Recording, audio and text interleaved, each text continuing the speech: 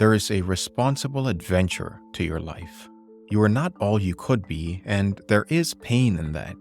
A certain amount of judgment is necessary, and even a certain amount of exclusion. Because what is insufficient about you in some sense should not be allowed to propagate further. But if it is conjoined with encouragement, you can be in a rough situation, yet still discover some things about yourself that are virtuous and good, and actually pretty powerful. If you made that more manifest, you could dispense with a lot of immaturity and misery, and you could expand yourself out into life, physically and psychologically. End quote. This was a recent post by Jordan Peterson, and it reminded me of this tension between being authentic and self improvement.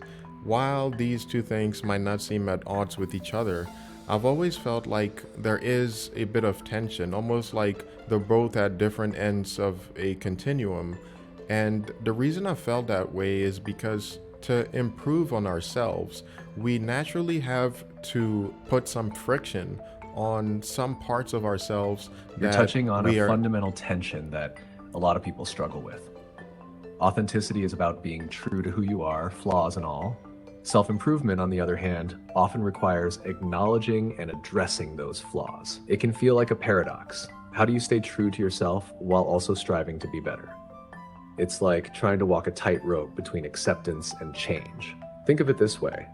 If authenticity means embracing your current self and self-improvement means striving to become a better version of yourself, the key might be in viewing improvement as part of your authentic journey. In other words, being honest about your flaws and embracing the process of change as an authentic part of who you are.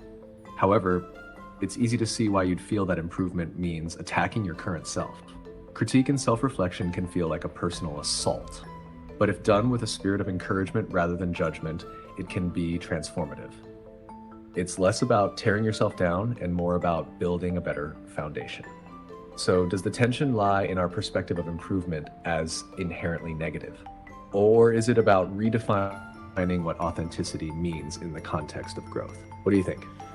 I think you're right. I think it does have a lot to do with redefining how we think about authenticity. So instead of thinking of authenticity as simply being who we are and being satisfied with that, I think we can broaden that definition to encapsulate our desire for growth and our desire to put ourselves in uncomfortable situations that make us to learn things about ourselves that we might not have learned otherwise. That is why I particularly liked this portion of Jordan Peterson's quote where he says, "But if it is conjoined with encouragement, you can be in a rough situation, yet still discover some situations about yourself that are virtuous and good, and actually pretty powerful. If you made those more manifest, you could dispense with a lot of immaturity and misery."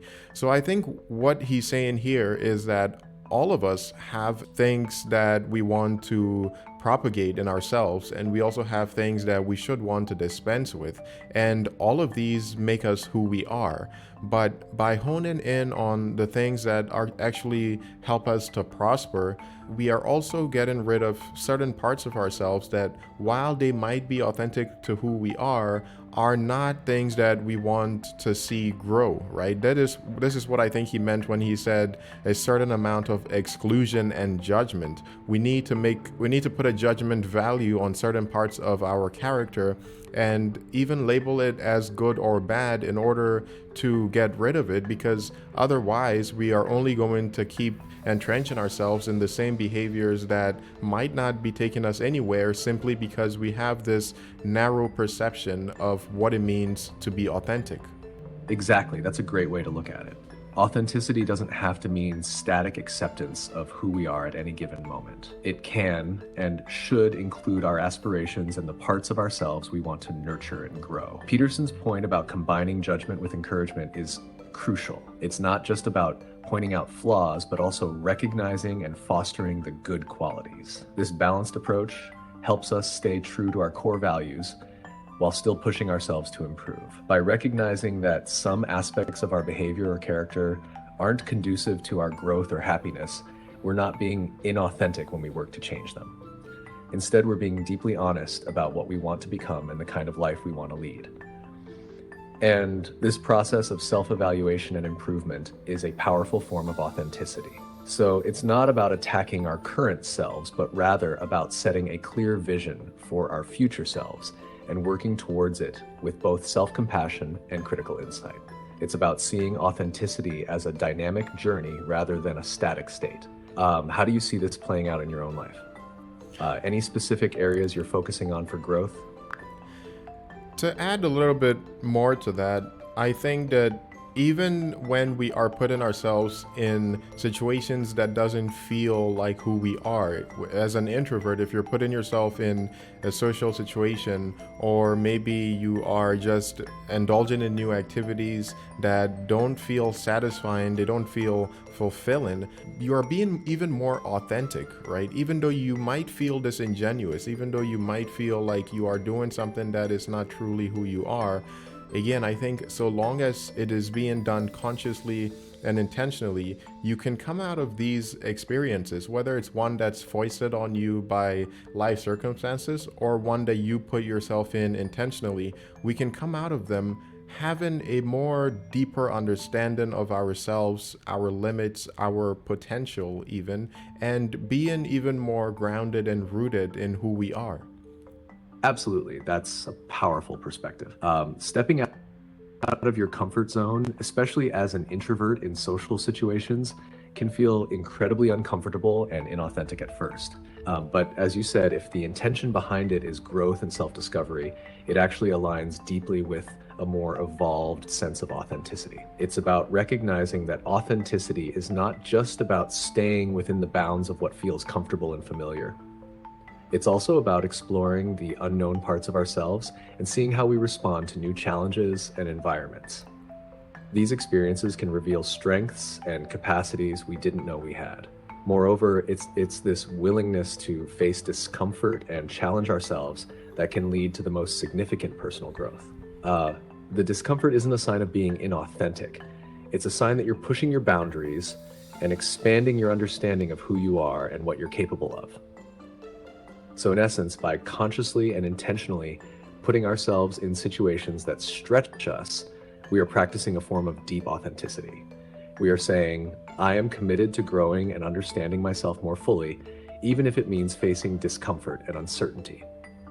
Do you have any particular strategies or methods you use to push yourself out of your comfort zone and foster this kind of growth? Strategies that I use to do this. I think naturally I'm a very adventurous person, and that in combination with my risk tolerance makes it almost natural for me to seek out uncomfortable situations that I'm always trying to learn from. So one strategy I would say is simply being open-minded enough to allow yourself to explore uncomfortable situations. It's uncomfortable for a reason. It's uncomfortable because we do not know what is going to happen. We don't know what the person is going to say. We don't know what is at the end of that tunnel, so to speak.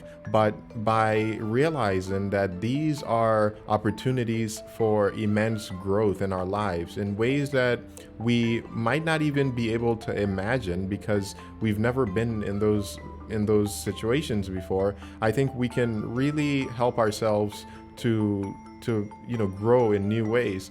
Another strategy I would say is simply by, I guess, actually I don't know, you tell me, what strategies could we use to go about challenging ourselves and putting ourselves in situations that improves on who we are.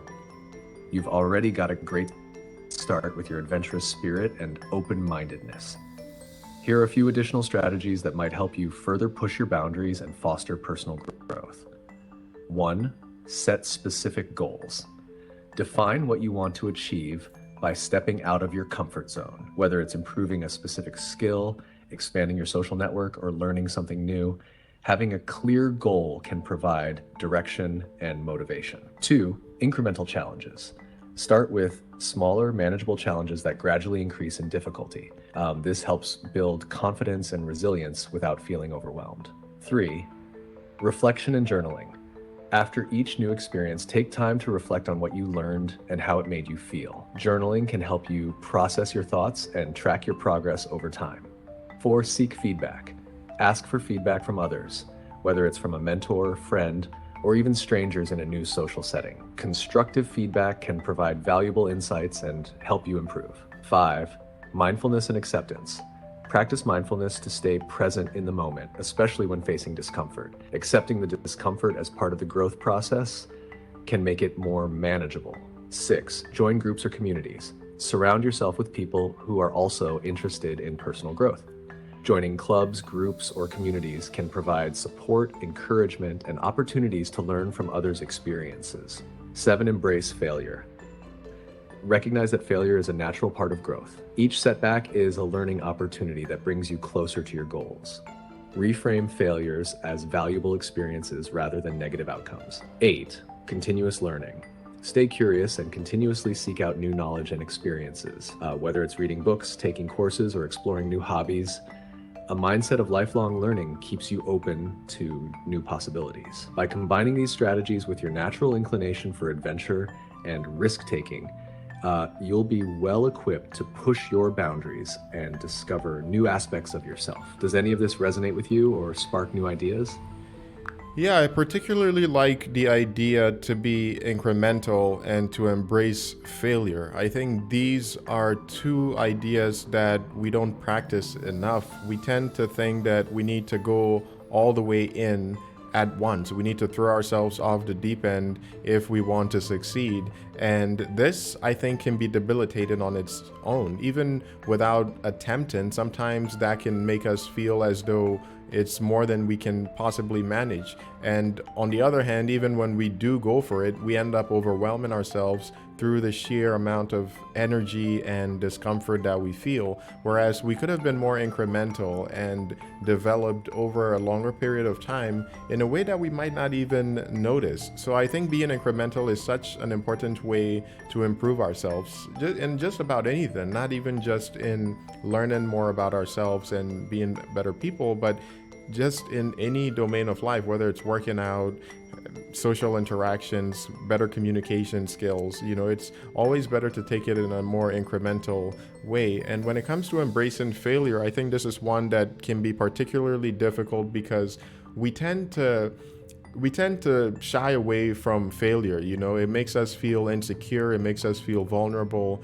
It makes us to feel as though other people are watching us and judging us because we are doing that to ourselves. But until we really embrace that feeling, because it's not one that we can really shake off, we just need to embrace it. Until we can really do that, we're not going to be able to keep consistent, right? And it's something that we just have to bite the bullet on. It's part of the human experience, is that growth cannot happen without a certain amount of friction.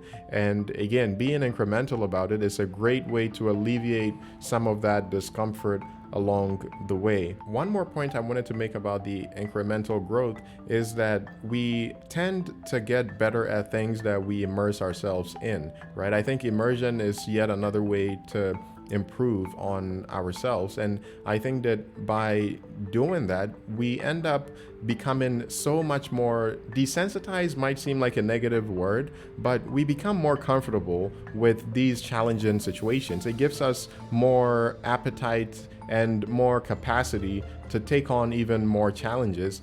And the more we keep building on this resilience, so to speak, the more we're able to take on, till the point where we are reaping the compound interest of having that lifestyle that is so attuned towards success, whatever our definition of that might be, whatever goals we might be working on, that everything just becomes easier, to the point where other people will look at us and just be in awe at how disciplined we are, when in fact we might not even be putting in as much effort anymore, because that lifestyle, those habits have become so entrenched and easy for us, right? That's a powerful observation. Incremental growth and immersion really do build a sort of resilience muscle over time. When you immerse yourself in challenging situations regularly, they start to become less daunting and more manageable. This process of becoming desensitized in a positive sense makes you more capable of handling even greater challenges. It's like building any other habit. Initially, it takes a lot of effort and conscious effort, but eventually it becomes second nature. And you're right, this cumulative effect can lead to a level of discipline and capability that others might find impressive. It's the compound interest of personal growth. Your audience will definitely find this perspective inspiring and actionable. Looking forward to your next insightful video. That will be coming shortly, so I hope you stay tuned, and I will see you on the next one. Absolutely. I'll be looking forward to it. Can't wait to see what you come up with next.